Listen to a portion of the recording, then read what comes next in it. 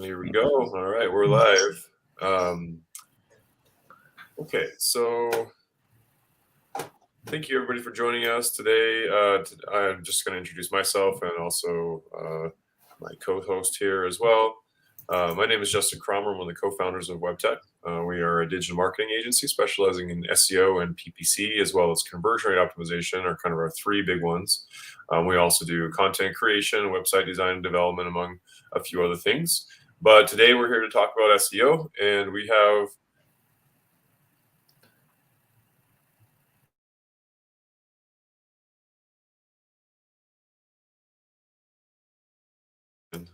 okay. I got unmuted now. So we're just doing this weekly webinar. Hopefully you guys can hear me okay. And this topic this week is just about SEO. So we're going to be going through and doing some live audits for our audience here. And Winter, if you're able to, or maybe Oscar, if you could maybe publish us the URLs of any of the websites that were submitted to us from the audience. From my side of things, I have a little bit of a trouble being able to see what's happening from like the hosting perspective. We're still actually figuring out this platform, so everybody hopefully can be a little patient with us as we figure that out. But basically, we're just going to be doing live audits today, and we also will be going through and doing, maybe just talking some general SEO as well.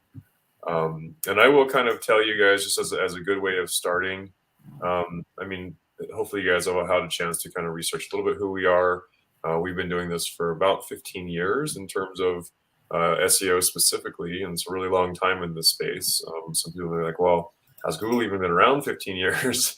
I'll just tell you that we have been doing SEO literally since before Google was around, and not necessarily SEO, obviously, because it's search engine optimization, but we've been doing link building as a way of getting referral traffic from relevant websites since before Google was around. And that was something that Scott, my business partner, has been involved with from the very beginning. So tons of experience. We worked with about 1,500 clients over the years in pretty much every industry you can name, from B2B, B2C, e-commerce, lead generation, scheduling demos, or generally what the topics are, or the goals of the clients that we work with.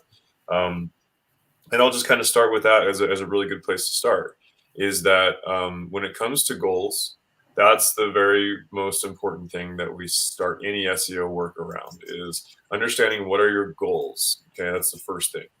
Once you understand the goals, so let's give the examples again. It's going to be usually e-commerce, lead generation, or like scheduling a demo or booking an appointment, one of those kind of three things. When we're talking about e-commerce, of course, that means like actual web sales. So what do you get when somebody actually purchases? That you're getting dollars through that form of lead generation, that form of a goal. The next goal is lead generation, also really common, where you want somebody to either call you or to do a form submission, or to click on the email me, like the email link button. So we call that a click to call, click to email, and a form submission as the three kind of main goals for lead generation. And then the third one, is about scheduling something. So whether they're scheduling a demo, if you're like a software as a service type product, or if you are wanting somebody to, let's say, your doctor's office and you want somebody to book an appointment to come see you. Those are the kind of also the third main goal that we deal with when we're first, we're dealing with any client. So that's the very first thing to understand. And by the way, I'll also mention, sometimes you're an e-commerce business that maybe you're selling wholesale. Like, for example, we have a client that does wholesale sunglasses, and one of the ways that they get a lot of business is actually people calling them when they're not actually going to make a purchase online. They have more questions and they want to kind of go a little bit deeper. That would be another way that clients will come to us, is having 2 or 3 goals. So just make sure that you are really clear on what you want people to do. Well, those are all what we consider primary goals. There's another set of what we call secondary goals, and that's going to be more like things like having somebody watch a video on your website, or maybe you want them to follow you on social media, or maybe you want them to sign up for your newsletter. These are all things that are kind of secondary, kind of like the goals that come along the way, but they're not necessarily part of the actual final goal. But they're a way of engaging with your potential clients and a way to like hopefully down the road get them to purchase from you, or to sign up for your service. So with those all in mind, now that you know the goal, the next thing that you're able to do is to really kind of start to establish who are your ideal customers, your ideal client, what we call the audience you're trying to attract in. So again, you maybe have multiple audiences. Sometimes you're going to have both a B2B and a B2C play. Sometimes you're going to have multiple different types of different demographics. You also want to think about who is really the ideal customer, and that's the best way to do that usually is just kind of looking at your existing business and who are the ideal customers that you have already. And people who come back and repurchase over and over, or somebody who may just be like a high ticket type of customer, or just the type of customer that you want to work with for a number of different reasons. So that's the second thing, is understanding the audience and who you're trying to attract in. Once you have that pretty well defined, then it's important that you do keyword research, and we'll get into keyword research here pretty briefly. We can go deeper into this topic. I want to also just let everybody know after this webinar that we will welcome everybody to also reach out to us directly. You can give us your information through the email or whoever that you had contacted or had contacted you about this webinar. And you can also submit your questions directly on whatever platform you're on. We're on multiple platforms with this, so submit a comment, and we have some team members who are tracking this who can follow that. But I would say the best way to reach out to us is going to be more of a direct communication with us. And you can also go to webtek.co. I'll just make it really easy. Just webtek.co. That's our main website, and you can submit a form or call us or click to email us from there. Just the same similar goals I just mentioned before. So we'll go over the keyword research. That's the third thing, is once you know the audience and who you're trying to attract in, then you need to know what are the types of search phrases that people are using in your kind of your niche.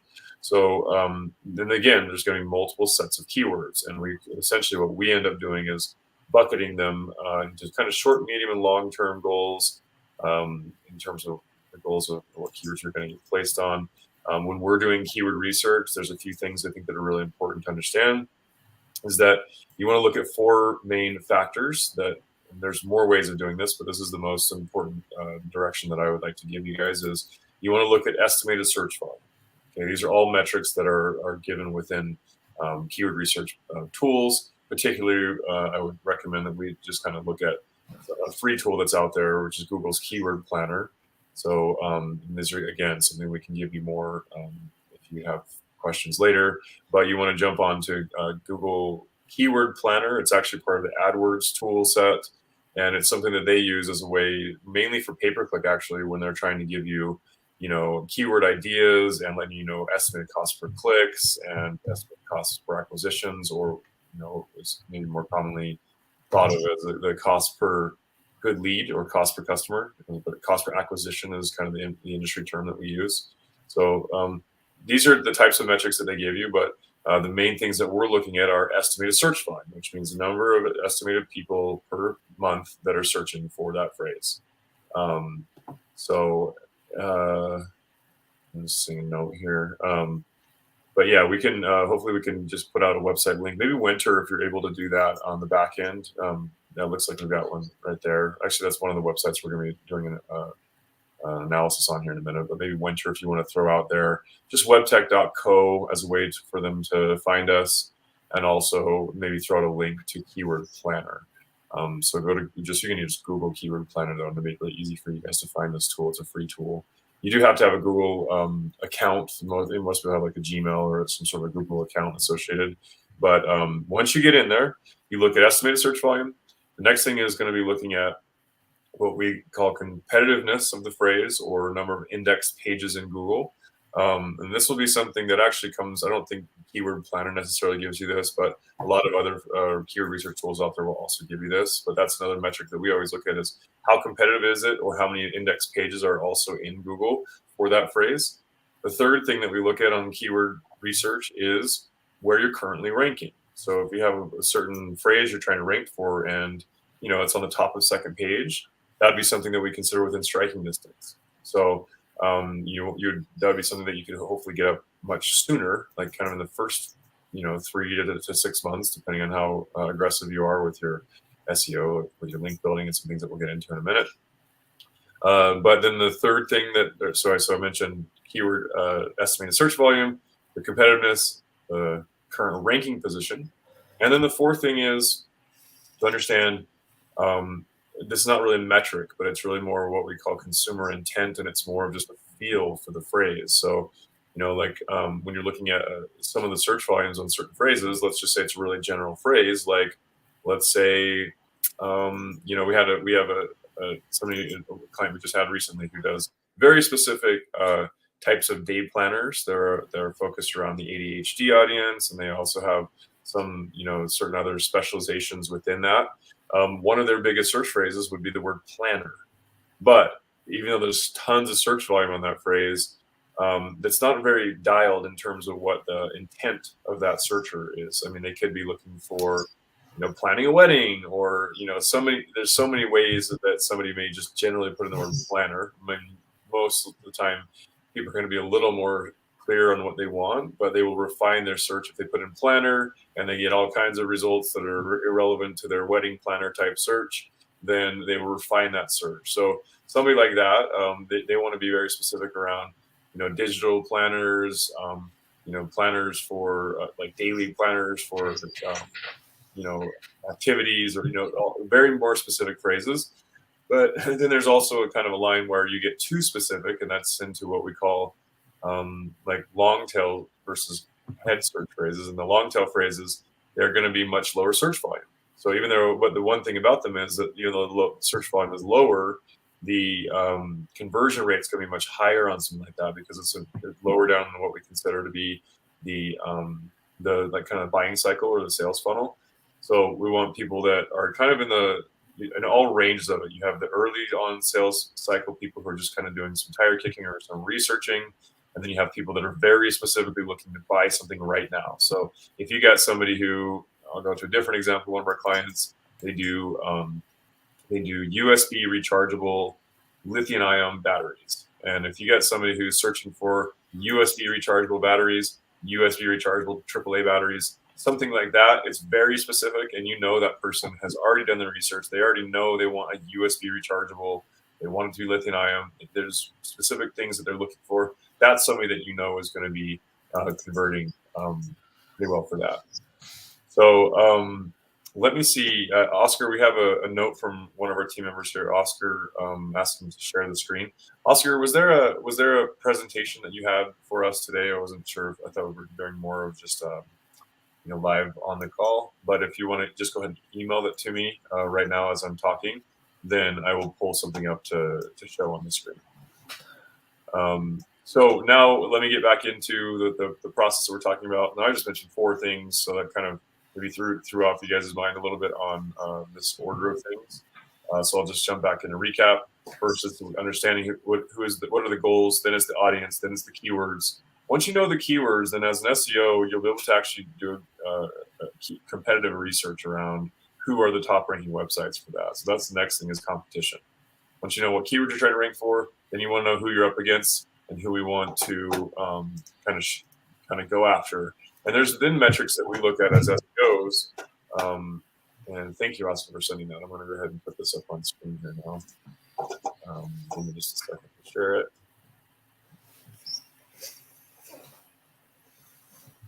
Okay. And maybe, Oscar, you can give me some feedback if this is showing well on your side of things. Can you guys see that? Okay, yeah. I can see it on my own screen, so I know it's working. Hopefully it's not too distracting with all these multiple things that we're showing here, but I'm going to go like this, and hopefully that makes it easiest to see.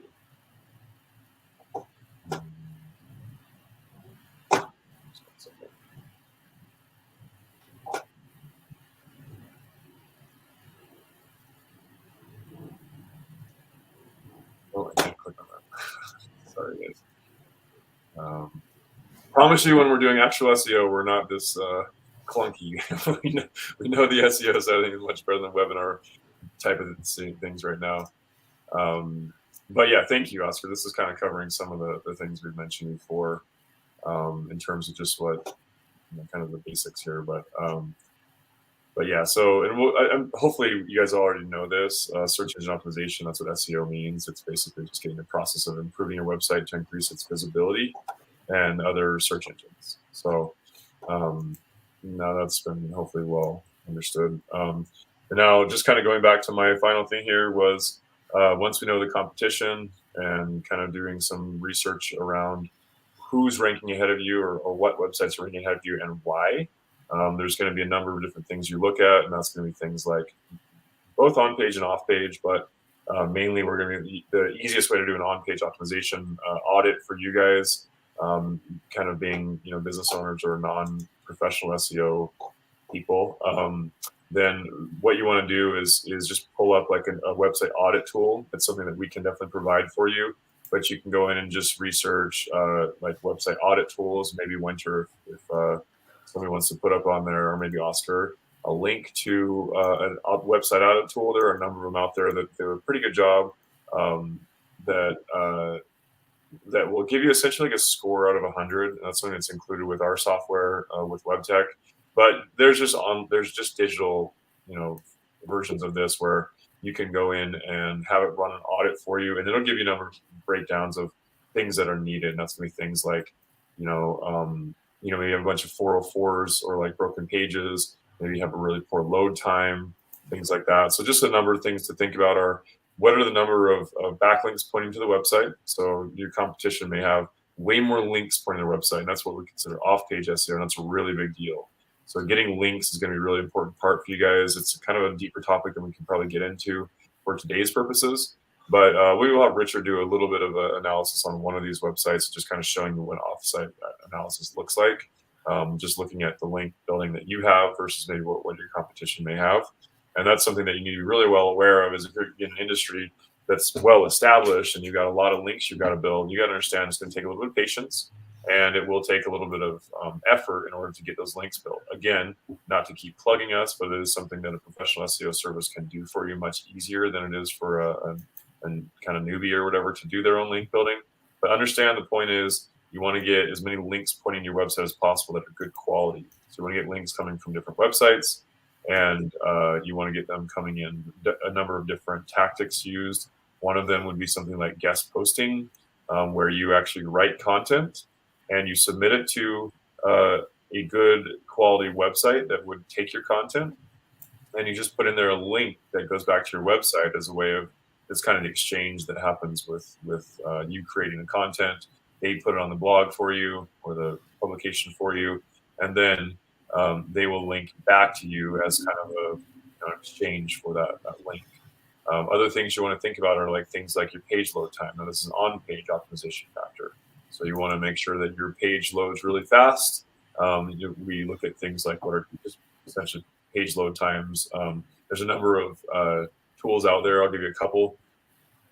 We really like GT metrics. That's spelled with an X, GT, and then METRIX. GT metrics is a way to do an analysis of your website, how fast it loads, and from there, it'll actually give you the exact things that you need to fix on your website. So it could be things like caching, or that you have really heavy images. That's something else too. You really want to lighten up the page load time by removing as many scripts as possible and removing heavy images, things like that slow down your load time. It'll also look at things what we call that are called web core vitals, and that's just essentially a number of kind of technical things that Google looks at in terms of your website, just how quickly it loads and things like that. The next part too that you'll want to think about is looking at just the competition and what they have for a user experience. So does their website load much faster than yours? Do they have a really clear value proposition and what calls to action and things like that? Ways of getting them through the website in a way that gets them exactly what they're offering much faster.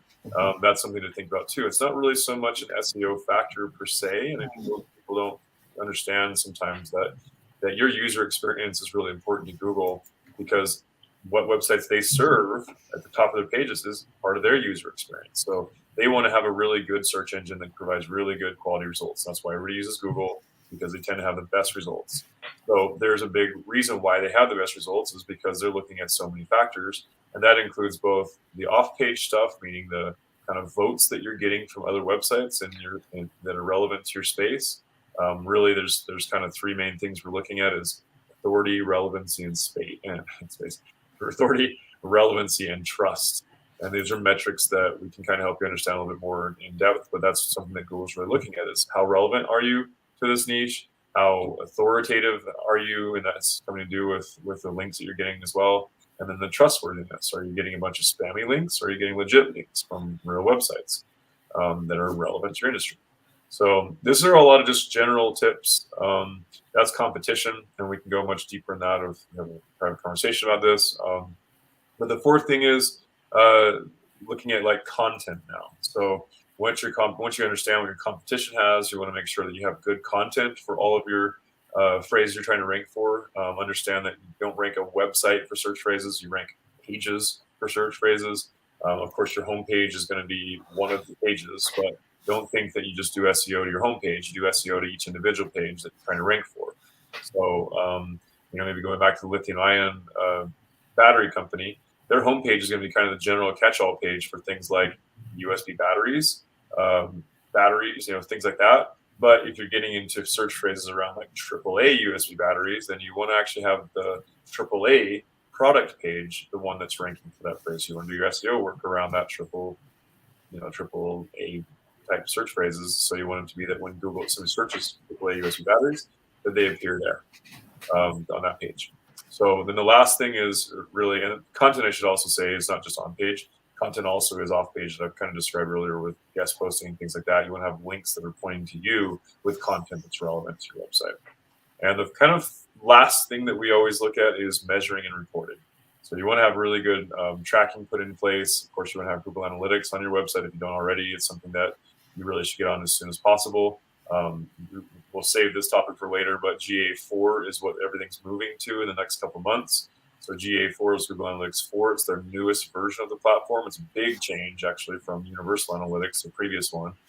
Some people call it GA3, but it's really Universal Analytics or GAUA.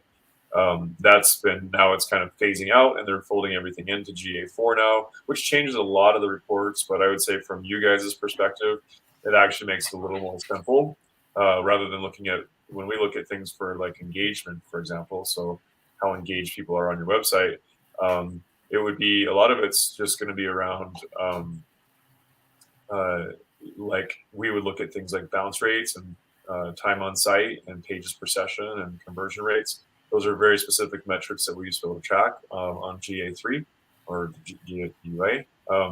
But now with Google Analytics 4, they have kind of rolled it up into something a little more simple they call engagement rate.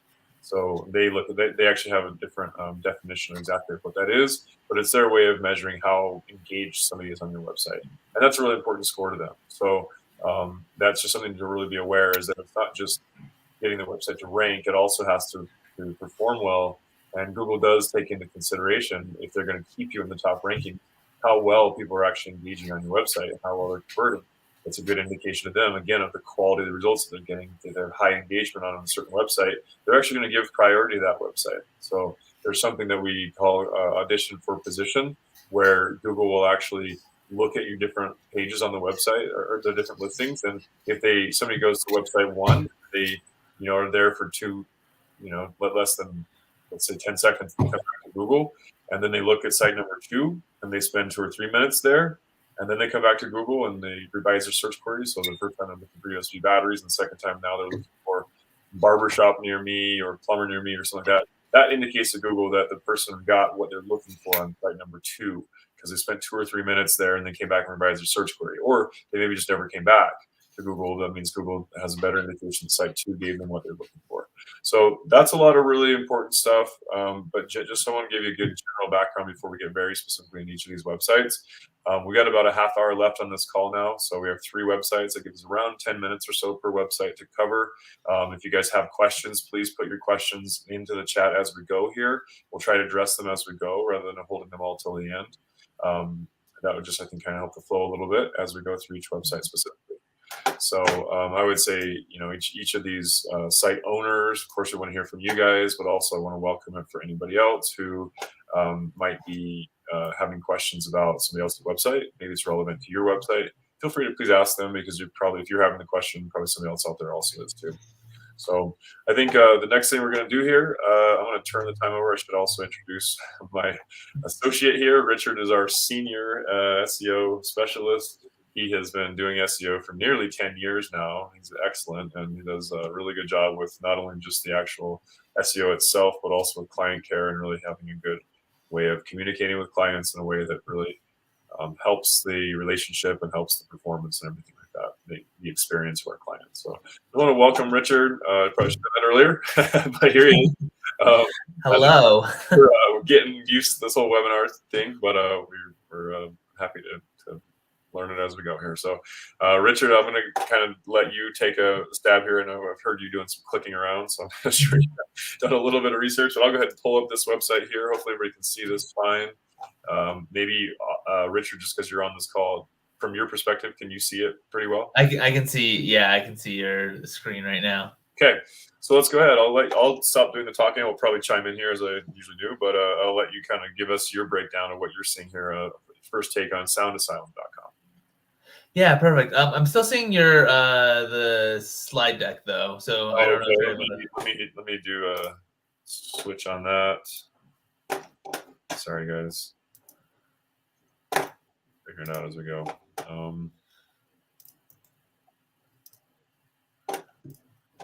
Okay, now do you see it? I do not see your screen. Okay. All right, let's move in a new window. Thank you, everybody. Great patience. Richard, hello. Here, let me go ahead and share my screen. Yeah, you can share your screen.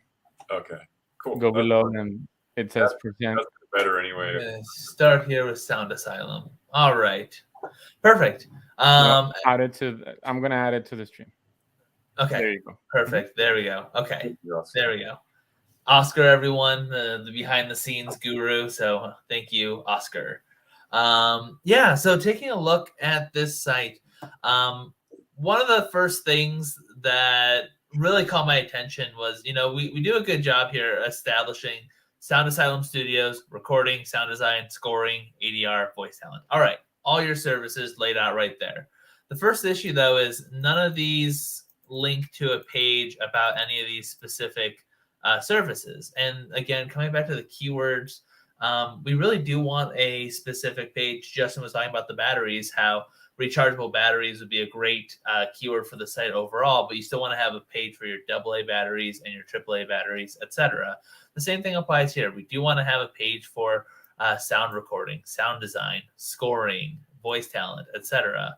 And even when we click over to the services page, all of these things, none of these are going to a page specifically for that service. So I don't know if there are pages that exist somewhere, but from what I'm able to find on the website, I'm not seeing this content, and nor would Google be finding that content either. So that would be really the first thing I would do with the site is, all right, we got to build out some additional pages for those top services. These are what we call, no, sorry to interrupt here, Richard, but that's what we would call a silo. We want to have different silos for each of these primary service offerings, right? So I would say a really good example of this, maybe you just want to pull up webtek.co also, Richard, just because it gives a good visual of these kind of things. We have a lot of services in our industry. I mean, we not only have SEO as one of them, but let's just maybe hover over services and you can see a drop down.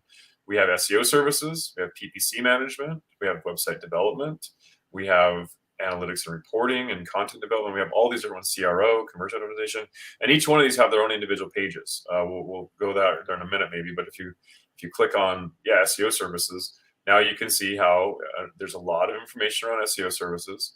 But if we're getting somebody who's going to be looking for more like localized SEO searches, so somebody who's like let's say an attorney, and they're looking for attorney Salt Lake City, Utah, or a family law attorney, you want to have a page that's very specific to for us to local SEO. So let's go back to the homepage too. And actually, let me just scroll down and just show them how let me go back to just the main SEO services page. I want to show you. Okay, here we are on the home page. It's fine.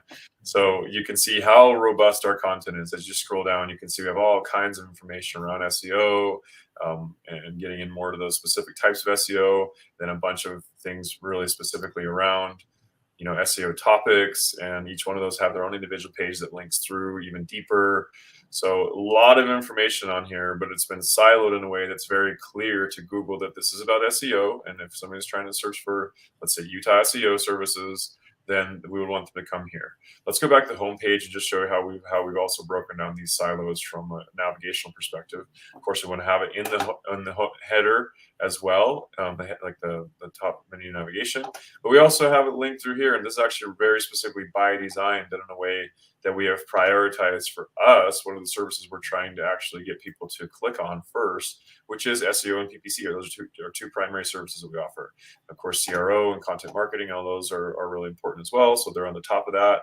These other services, we do care about them, but they're not really like big, profit centers for us by any means. They're more value adds that we offer for our clients.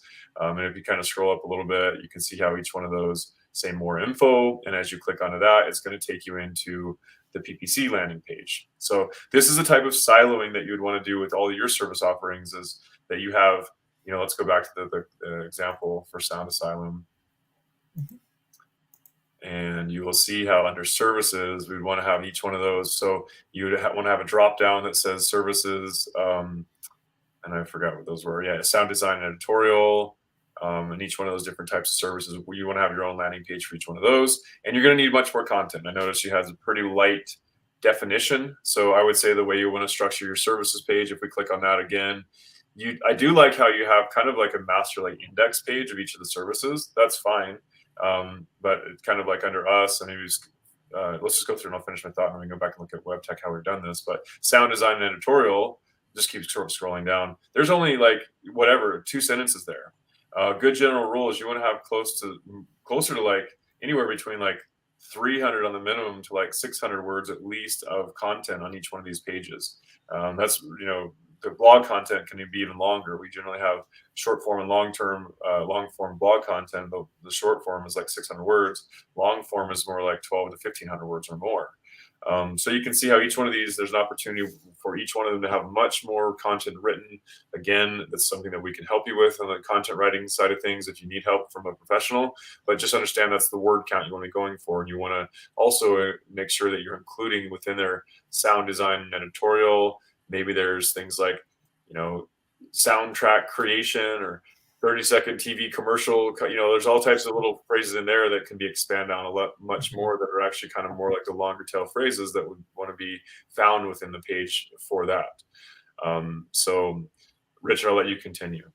Yeah, no, I think that's really, you hit on a lot of the big elements there. By having pages for all of these different services, we can go after some of the more specific keywords like TV commercial creation, or, obviously do keyword research, but it just gives us more space to really go after those keywords, especially the ones that may not be specifically a service overall, but are still very relevant to your business. Scrolling down the page, I also see a lot of moving elements. While not necessarily a no-no by any means, it can be affecting site speed. So that would be something I would want to take a look at as well with this site, is all the custom coding that would go into making this effect happen, making sure that it's not slowing down the site too much in terms of load time. Yeah, there's always a payoff between design and SEO. They're kind of a lot of times at odds. So you have to figure out what's most important to me. Having good ranking quality SEO content where it's going to be driving traffic to your website, but also, again, it's user experience. Once they land on your website, if it's just a bunch of blank copy, it's not going to be very compelling, and it's not going to be very conversion focused. However, if they land on a page that's got a ton of nice design and animation and you know, maybe a big video that loads on the page without anybody clicking on anything, that's going to kill your load time, and therefore people will not be able to see the page within a certain amount of time. You usually want to have everything loading on the full page within like 1.2 seconds these days. So super fast, and that's going to have to be considered both desktop and mobile. And you want to make sure that the design doesn't take too much precedence over the actual SEO, because if you have a website that looks really great but nobody can actually see it because they can't find you in Google and they're not able to even see the page within a reasonable amount of time, it can totally throw off the user experience, and people would end up just leaving anyway. So yeah, definitely some things to consider. And then the one last thing I just wanted to point out on this site before we transition to our next one is using the footer. From what I'm seeing, it doesn't look like this website would be specifically targeted to local, but utilizing the footer, I really do encourage including more contact information in the footer, as well as kind of re-listing out your top pages. Maybe showing the Webtek site again, and visuals help a lot with explaining. Yes, yeah, perfect. Thank you, Justin. We've done a good job with our footer. I would say also with listing out some of those points that that Richard just mentioned. You want to have a little bit more detail in terms of who you are. It's kind of also a trust factor that Google actually trusts websites that list their name and their phone number, their social media elements, you know, ways of contacting them and sign up for the newsletter. I'm not sure if you're showing it on your side of things, Richard, but if you want to. Oh, sorry. I have to, there's one extra button I have to hit. Yeah, so there you go. So there's a good definite or good example of a footer where we have all of our social media links. That's another mistake people put a lot of times, their social media in the top right of their header, and that's a conversion rate optimization factor. But I would say you want to put your socials down here. You want to put trust elements, things like best of the web trusted sites, things like that are also good for both the Google and for the user. Quick links, that's just kind of another quick listing of our most important pages and kind of reinforces to Google. It also helps people find what they're looking for a little bit easier once they go on the page. You can see it's easy to contact us. We're a legitimate business. We have offices. We have email address and phone number where you can call us when you're you know, sometimes people really prefer they don't list their contact information because they want to look bigger than they are, or they just don't want to be, you know, found on for whatever reason. So maybe their business operates out of their house and they don't want their home address being there. Exactly. So I would suggest those situations. So you get a virtual address. You know, you can go. There's all kinds of them out there where you essentially can get a business address at an office that is essentially kind of like a PO box, but it's really just a more legitimate way of getting your business address on there that's not using a PO box. I don't recommend you use PO boxes for this because, again, that's kind of a way of hiding behind things too much. And then we have a listing for a newsletter. If you want to sign up for a newsletter, they can do that there. But that's just a good visual of what a footer should look like from an SEO perspective. The one other thing I wanted to add to that is consider your footer. You know, if someone scrolls all the way down to the footer, I always kind of interpreted that as they didn't find what they were looking for on whatever page they were on. So it's kind of your last chance to give them an opportunity to go to another page and continue their search. You scroll to the bottom of the page like you do. I'm going to switch back over to Sound Asylum. You get to the bottom of the page and you have Facebook, you have Instagram or Twitter, not even Instagram, sorry, Twitter. But if I'm still wanting to learn more about your service offerings, I get to the bottom of the page, I haven't seen anything yet, then I don't know what I'm supposed to do. And I may choose to just leave your site and go to the second result on Google. So it's not only about a trust signal thing, but it is a user engagement thing as well. Perfect. Perfect. Well, with that said, I think, are we good to transition to our second website, Justin? Yeah, I'm sure there's, I mean, we can go so much deeper on this, but it's a really, I think, the most effective things that we can do right off the bat. Again, I don't know what your load time is, but maybe Richard would just take just a second and just throw that into GT Metrics and just show them. While he does that, I'll also explain there's another one. So GT Metrics is a third party. But Google also offers one that we also use. We kind of use both of them at the same time. And that's what they call Google Page Speed Insights. That's another thing. You just Google and find the link for that. Very simple tool to use. You just throw in your URL into that, and then they will give you a score essentially out of 100 and breakdown of all the things that are broken or lagging your website.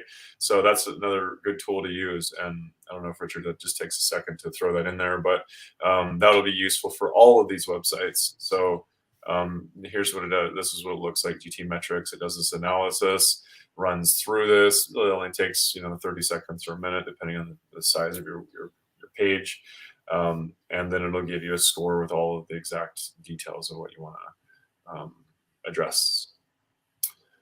This actually sometimes it takes more than 30 seconds. Yeah, generated report analysis. So here we go. But it actually uses Lighthouse. So now this one, you can see that's another big ding on this website here is you're only getting a 48%, or it's giving you an E.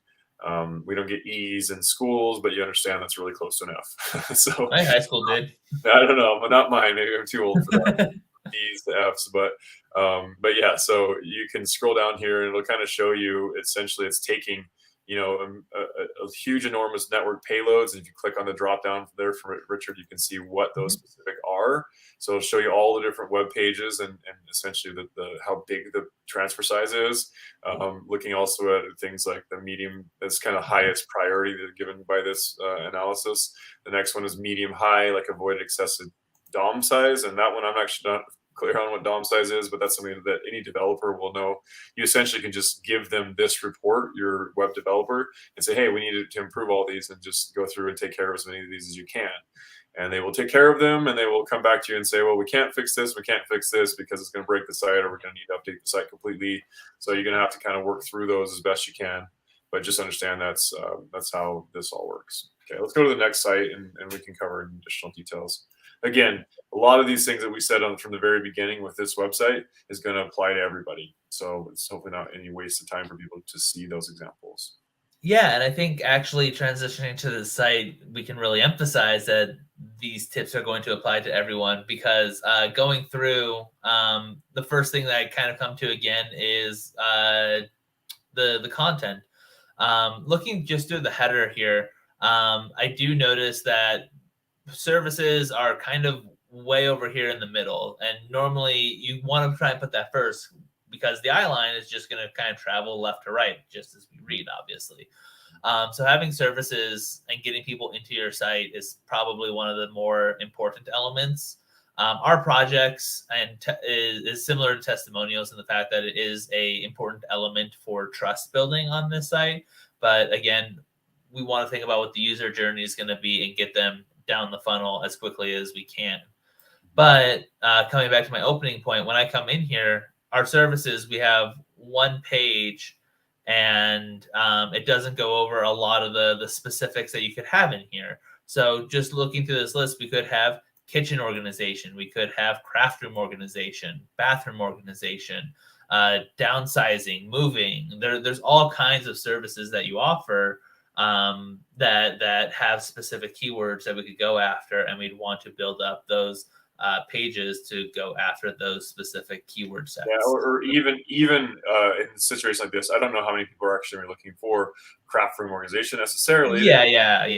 That's a good point that Richard's making, is that we want to have better siloing of these. And I would say a way that you could kind of address this, if you are just looking at one page where you're not trying to create a page for every single one of these necessarily, is that you could have a little bit more better structure around maybe like you have a good bullet point list here, but maybe down lower you could have it so they can click on that and go down and show an example of before and after of a craft room, or something where you can talk a little bit more about the different specifics to that one. So, and it's a little bit, you've got to take all this advice and understand that it's going to be tailored for each one of you guys' business. If it doesn't make sense to go that granular, then you may not want to, but it's something that to definitely consider on your strategy is how do you silo all these in to make it so that this page can rank for, just around organization and some of the services, but you may have some that are very more specific, and, maybe kitchens and pantries might be something that's got higher demand.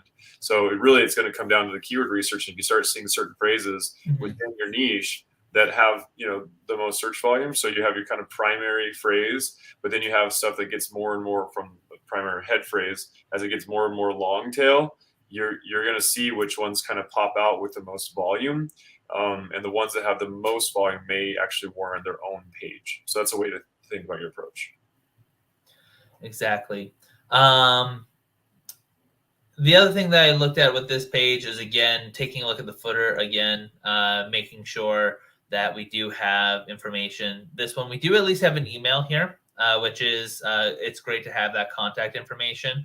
I'd probably try and make that a little bit more visible, just so that way someone scrolling by doesn't see all the locations as a text and just kind of blurs all that together in their mind. You want to have some visual distinction to call attention to clickable elements like the email address. And I think what they're trying to do with it here is to put in some sort of relevancy around all the surrounding cities, which is a good thing. Yes. But you really, we can see that you're a Houston-based company, which I think is good for in terms of people understanding who you are and where you're based out of and everything. I think it's important that you also say moving and travel services available across all 50 states, even though you do have a national service. But I think just even the fact that you're in Houston, it would be nice to maybe put in a business address and phone number at least. If you can't do the address because you're home-based business, like I said, virtual office would be a good way to address that. Or you could maybe skip the address and just include a phone number. But ideally, you'd have all of it. I think that you do have a phone number here on the contact. No, you don't. But we do have the form fill here on the contact. And again, having a variety of different ways to have individual contact, you never know what their preference will be.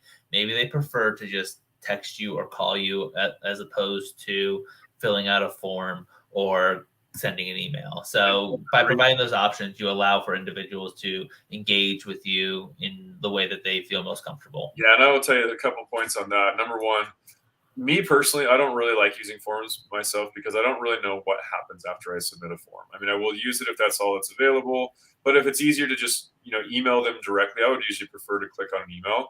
It depends on every situation, but I would say that that's something to consider, is that people don't trust forms as much, and you also, as a business owner, you may not realize when your form breaks. I mean, that happens sometimes unexpectedly, is your form used to work and people are trying to submit a form to you and it doesn't work. And you have to be kind of checking on that and just making sure that it's working. And if it doesn't work, then people can't contact you at all. So you want to give them an alternative where if they hit the form and they get an error or it just sits there and spins and never gives you a thank you page, then they might just want to call you. And just keep in mind that that's really kind of three, at least minimums I would give them, is the ability to form submit, contact you through email, and contact you through email or through phone. Mm-hmm. Perfect. And then the one other thing that I wanted to point out with regards to this site, your page titles and your page headers are two of the most important pieces of real estate on your website in terms of telling Google what your site or a specific page is about. So on this site, I'm actually not sure if this is even an H1. As I do go in, I do see it's an H1. And if you can't see it, but you can see that little H1 at the start on the little pop-up there. That's just pulling a little bit of code from the back end to say, all right, this is an H1. And really covering what that is, you have what's called header tags, H1, H2, H3, H4. Think of it as kind of like a bullet point list where H1 is the most important thing, H2 is the next most important thing, and so on and so forth down all the H's. So with regard to an H1 on your site, you really want it to be very clear and concise. This is what this page is about. So right now, the H1 on your services page just says services, as opposed to organization services or cleaning services. And maybe those specific keywords would be better situated on your homepage. But taking the space to really tell Google, we're not providing dental services here. We're providing home organization services. And that kind of goes back to the earlier example I had mentioned. That was very general, and it has, yes, you're going to have a lot of search volume around the word planner, but a planner could be a number of anything, and service is even more general, where we have SEO services. I mean, you really, that's a great opportunity to put in there specifically organizational services or, home organization services. And keep in mind, just a little history on that. Just, I don't know how relevant this is to everybody, but basically we want to, the reason why the history of this is that the H tags actually have something to do with the CSS or cascading style sheets, which is basically a guide that says every time you see an H1, make it this certain font size, make it this certain color and this bold and this, all these different things. And Google essentially has learned over the years that you use your most important ones with the biggest words and the biggest, most bold fonts and things like that. So that's kind of the history of how they made it kind of weighted that way. But just understand, you want to make sure all of your H1s are very carefully used. You don't want to use more than, what is it, like 5 or so H1s per. Generally speaking, Google kind of ignores any H's below H3. So H2 is kind of the other one where you really want to make sure you're utilizing keywords. Yeah. And you don't want to have like 10 H1s on one page either. That's what I was kind of asking. There's like, you have maybe like 3 H1s max. No, H1, you should really only have 1 H1 per page. H2, you could have, depending on the length of the page, probably like 4 to 6, depending on the length of the page. And having to do with the percentage of content essentially. So yeah, that's a good rule. It's 1 H1 per page, using H2s effectively, and beyond 3, it doesn't really matter. Exactly. Perfect. I did also notice, I don't know if we have. I'm not sure if we're getting any questions coming in about this, but as anybody I'm not seeing any coming in, but yeah, I don't know if we have the person who is in charge of this website on here or not, but if you do, please feel welcome to chime in with any questions. Yeah, this is actually the second time I've seen this site, so I know this is her second time back. So I know she came for a CRO webinar earlier, so thank you for coming back. We're glad you had found value there, and you're on here again with us. I believe you did ask some questions last time, so if you have them, just feel free to post them up there or reach out to us afterwards. We're happy to go. And I always like, since you were on the CRO webinar last time, I always like to say good CRO is good SEO. You have good clicks, you have good engagement on your site. That's going to help with your SEO as well. Definitely. All right. Going on to our last website here. We have, let me see here, Visual Lab Shop, Visual AV Shop. All right.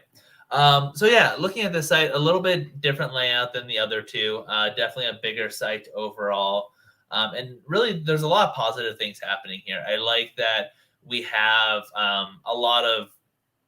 we have the products. We have a lot of them listed out here. We have pages for all of these individual products as well, which is fantastic to see. Coming over to the monitor shop as kind of the first place that I wanted to point out here. Scrolling through this, there really isn't any content on here. Obviously, you and me as people, we see that the page is called monitors and we can scroll through and we understand what this page is about. But Google still likes to see a little bit of content within the page to be able to just say, hey, computer monitors, just really help emphasize what the page is about. Yeah. And I would just say that the easiest way to deal with something like that on a product grid like this is just scrolling down the very bottom. You can actually embed some just like what we call rich media, some content down below where it's just below all of the results. And we don't want to make that a priority for the human, but we do want to make sure we have some content down in the lowest part of the page so you can see, where it doesn't get out in the way of the user, but it does give Google some indications around that. So, okay, yeah, let's continue on. And maybe Richard, I don't know if there's I'm sure you had some other points you want to cover. Maybe it would be helpful just to do a quick little showing people the backlink analysis and kind of how we might want to look at that if we have any time for that, if that's easy enough for you to just pull up something. If we can do that. The one other thing I did want to call out is, again, circling back onto H1s. The homepage doesn't have any H1s. So when Google's coming through your site and trying to understand what your site's about, it's not seeing that valuable piece of real estate that's really going to drive home. This is what our site's about. AV products, buy your AV products. And then the second thing really quickly is this rotating the slider hero image. Sliders were very popular in terms of design a couple years ago, but since then have kind of fallen out as they really do slow down site speed load times. So we recommend having a single image as opposed to having to load the 4 or 5 different images that are here, just again to help improve load time on your site. Yeah, and I still think it's important that you give this information available, but you can do it in ways that's not using a heavy slider like that. So you kind of maybe would just want to address those as their own individual sections below, or that doesn't require any animation. But that's definitely something that's a balance between SEO and design. But I would say there's a lot of evidence out there that actually sliders are conversion killers. So. So let me go ahead. I just pulled up a backlink profile for this shop. This is through a tool that we use called Ahrefs.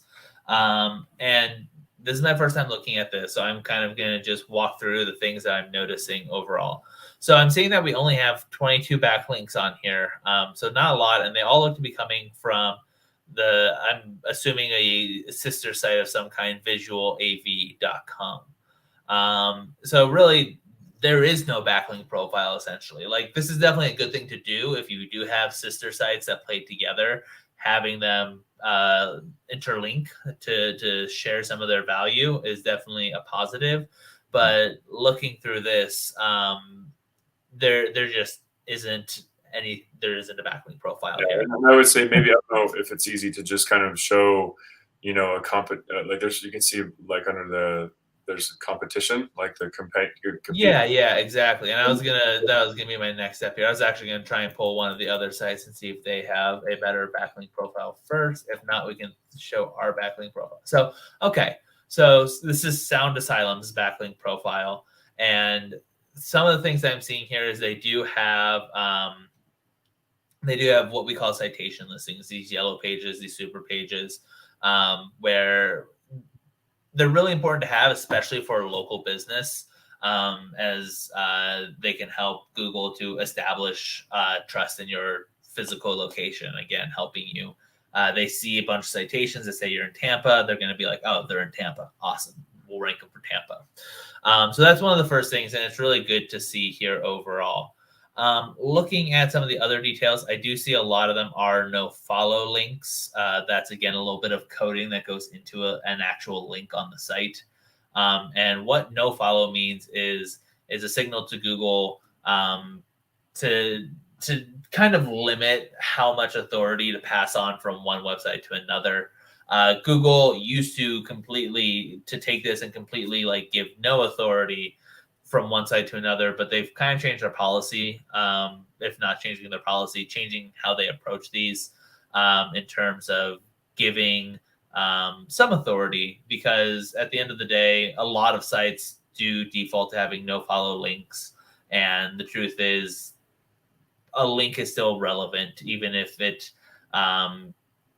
doesn't have the best coding, so to say. Let me see if I can pull up a little bit more in terms of the overall backlinks here. Let me click over to just a couple of our overall aggregate metrics.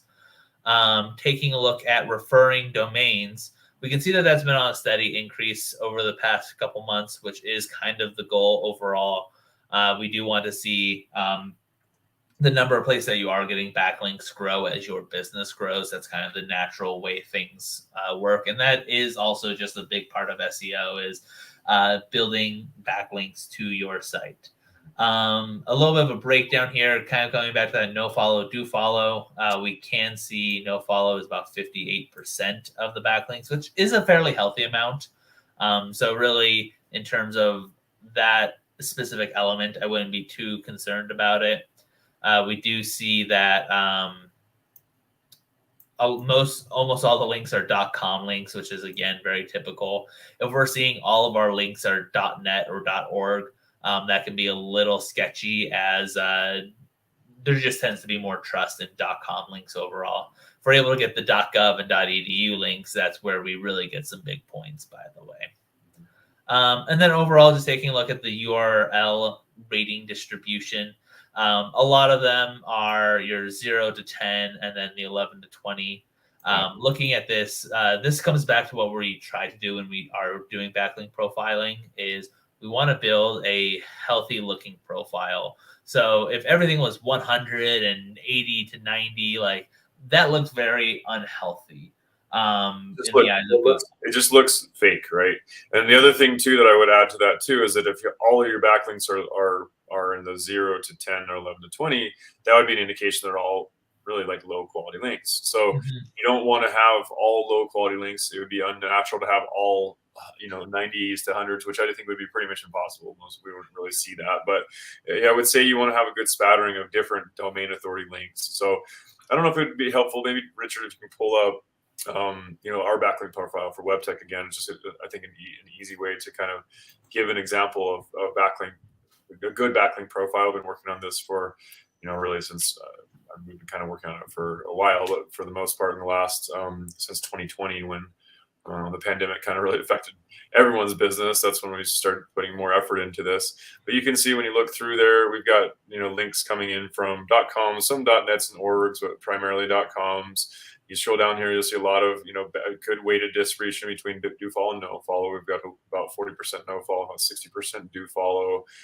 You can see that we do have some links, and a lot of them are in the 11s to 20s, some in the 0s to 10. We have some in the 20s and some in the 40s. And this is actually not completely accurate because I know that we've got some links, especially that are kind of more newer links that are much higher DA links. So this is just coming from Ahrefs, and it's not Google, but we would have more of those links, especially as we continue doing our link building.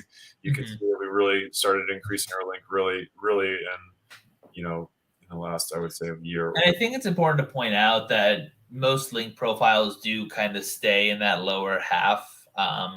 It is just really, really hard to get a link from a 70 up on this scale here, just because that would be like if you got a link from apple.com. Yeah, or like New York Times, things like that, where you have really high DA links. Now, we do have some clients that are kind of more enterprise level clients, like, for example, Vivint's a brand that we work with who has, really much higher budgets to work with, and their competition's super high, and they're already a website that has a good brand visibility. So they're the type of website that we would see a lot higher DA ratings. Another thing too is it's going to be considering like who is your competition you're going up against too. Like if none of your competition has any high volume or high authority links, it's not as critical that you do. But if you're trying to go up against a really competition or high competition niche, then and all of the top ranking websites have high DA links, there's no way you're going to rank in the top pages if you don't have high DA links, domain authority links. So we're at about time for now. Again, this webinar is kind of really high level stuff. Hopefully we hit on some points that was helpful for everybody to understand. Again, please contact us if you want us to go a little bit deeper.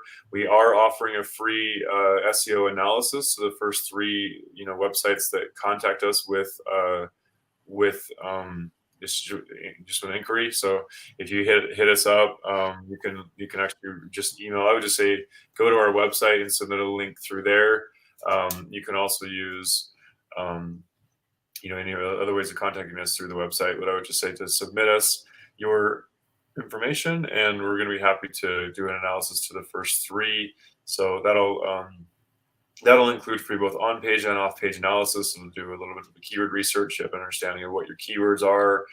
It'll show you who your competition is, the top 5 to 10 websites that are ranking for those phrases, and just give you a good understanding specific to your website. And then, of course, anytime we engage with the client, we go much deeper and give you a really strong analysis of what your website has, what it needs, and kind of what it's stacked up against. So hopefully that was helpful to everybody. Please, again, reach out to us if you have any other questions. And we've been doing this every week. So next week, we'll be doing another topic. I think we're going to be doing this probably on pay-per-click next week. So Xavier will be helping us, and probably my business partner, Scott, will be on that one as well. So we'll be going through and looking at, pay-per-click as a strategy. So search marketing has both organic or SEO, and paid, or PPC, pay-per-click, or also known as paid search sometimes, and very specific to that search engine optimization or search engine paid search stuff. So that'll be the topic next week. Again, we're going to be covering primarily 3 main topics, which is SEO, PPC, and CRO. But we do have occasional times where we go a little bit deeper. Like a couple weeks ago, we did not just SEO, but we did Google My Business as a specific strategy. Google My Business is now called GBP, Google Business Profile. It's something separate from SEO of your website, but it's very critical, especially for local businesses, that you have a good presence on your Google Business Profile, and that'll include all kinds of things that we'll get into another time. So just stay tuned, and we're looking forward to seeing you next time or another time in the future. And thank you, Richard. And thank you, everybody on the back end. Thank you, everyone, and have a great Thursday and a great Friday and a great weekend, too. Yeah, exactly. Thank you all, and we'll talk to you again hopefully soon.